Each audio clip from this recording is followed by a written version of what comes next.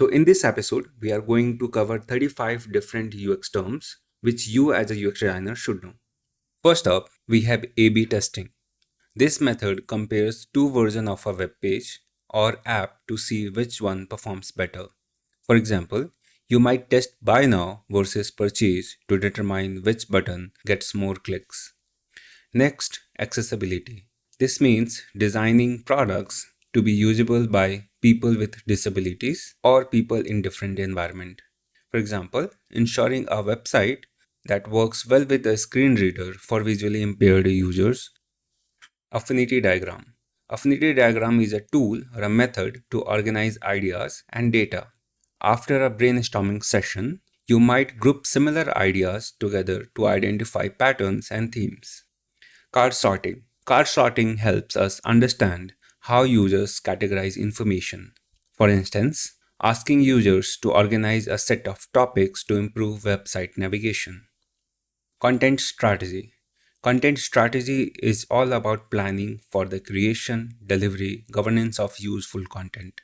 For example, developing a plan for blog posts and social media updates that aligns with business goals and user needs is the key. Next is contextual inquiry. It involves observing users in their own environment, like watching a user in their office to see how they use a productivity tool. Next is customer journey map. Customer journey map visualize the process user go through to achieve a goal. Mapping out steps from discovering a product online to making a purchase is a common example. Next is design thinking. Design thinking is a user-centered approach to problem solving, using empathy, ideation, prototyping to create a new app or a feature that addresses users' need. Next is empathy maps. Empathy maps help us understand the user's feelings, thoughts, and behaviors, visualizing what a user says, thinks, does, and feels when using a product. Next, flowcharts. Flowcharts represent processes and workflows, like showing the steps a user takes to complete an online checkout. Gestalt Principles. Gestalt Principles explain how humans perceive visual elements. For example, using proximity to group related items together on a web page for easier understanding. Next, heat maps. Heat maps show the most clicked and engaged areas of a web page or app, analyzing a heat map to see which parts of the web page get most attention. Next, heuristic evaluation. Heuristic evaluation is when experts review a product against a list of heuristics, such as reviewing a mobile app based on Jacobs-Nielsen's heuristics. Link is given in the description. Click on the link to get more information about heuristics. Next, information architecture. Information architecture involves organizing and labeling content. For example, creating a clear sitemap for an e-commerce website to help users find products easily. Next is interaction design. Interaction design focuses on designing interactive products, designing an interaction for a mobile app such as button clicks, transitions, and effects. Next, mental model. A mental model is the user's thought process about how something works. Example, designing a virtual bookshelf that matches user's mental model of a physical bookshelf. Next, mockups. A mockup is a detailed static representation of a product. Creating a polished mockup of a web page to show stakeholders. We generally refer to these mockups as UI screens or UI design screens. Next, personas. Personas are fictional characters that represent user types. Developing a persona named Tech Savvy Tom to guide the design of Gadget's user manual. Next, prototyping. Prototyping involves creating preliminary models to test ideas. Example, building a clickable prototype of a new mobile app feature for testing. Next, responsive design. Responsive design ensures a website works on various devices and various screen sizes. Example, making sure a website looks good and functions well on both desktop, mobile, and any other required digital device. Next, sitemap. Sitemap is a visual representation of a website structure.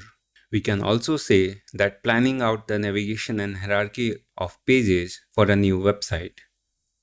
Next, sketching. Sketching helps us explore and communicate design concepts, drawing different layout ideas for a home page before creating digital versions.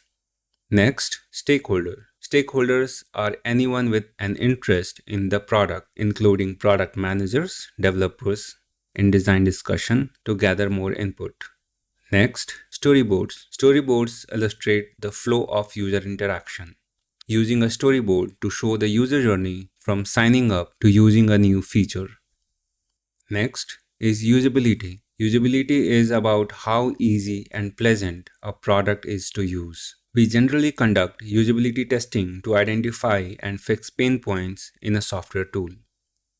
Next up, user-centered design. User-centered design focuses on the needs of end users. So we involve users in the design process to ensure the product meets their needs. Next up, user flows. User flows is a path a user takes to complete a task. Mapping out the user flow for booking a flight on an airline's website can be an example. Next up, UI or user interface. User interface is where interaction between humans and machine occur. Examples are designing the buttons, menus, icons on a mobile app.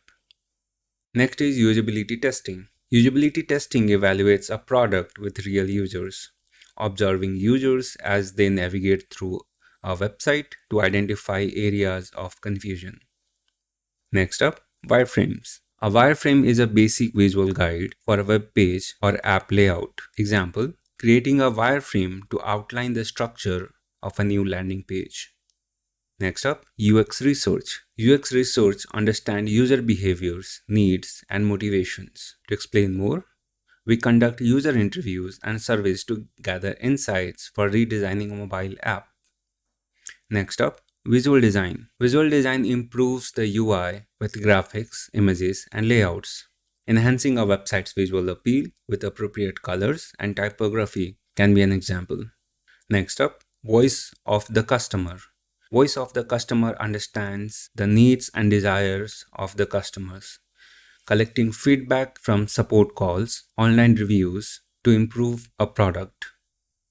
Next up, workflows. Workflow is the sequence of processes from initiation to completion. Defining the workflow for a new user registration process on the website can be an example. Next up, and last one is micro interaction. Micro interaction are small but subtle interaction within a product. They increase the delightfulness of the product overall. Example, adding a small animation to a button to indicate it has been successfully clicked. And there you have it, a comprehensive guide to essential UX design terminologies with examples. If you found this video useful, don't forget to like, share, and subscribe. Thanks for watching. See you in the next video.